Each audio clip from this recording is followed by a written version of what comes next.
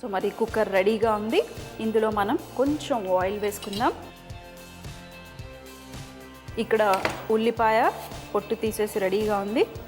First ఈ ఉల్లిపాయని కొంచెం రఫ్గా చాప్ చేసుకుందాం.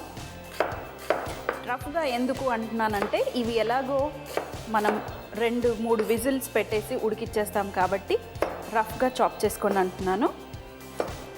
అలాగే టమాటాలు 1 లేదా 2 టమాటాలు వేసుకోవచ్చు మీరు.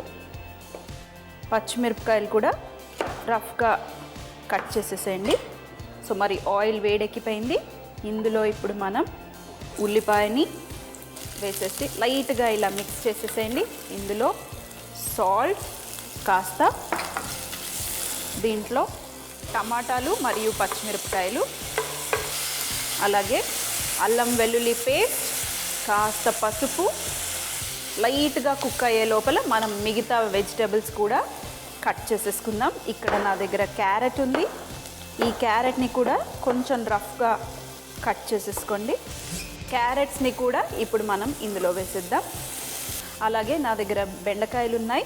ఈ బెండకాయలను కూడా ఇందులో కొంచెం రఫ్గా కొనాలు తీసేసి రఫ్గా చాప్ చేసేసుకోండి.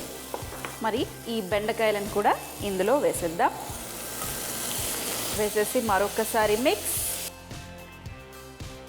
మరి ఈ వంకాయ వేసే ముందు మనం ఇక్కడ శనగపప్పుని నేను నానబెట్టుకున్నాను.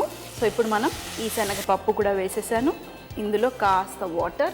మన బెండకాయ వల్ల మనకి కొంచెం జిగట వస్తుంది. అలాగే గోంగూర వేస్తున్నాం కాబట్టి గోంగూర వల్ల కూడా కొంచెం జిగటగా వస్తుంది. ఏం పర్వాలేదు, టేస్ట్ అయితే సూపర్గా ఉంటుంది. ఇందులో కారం,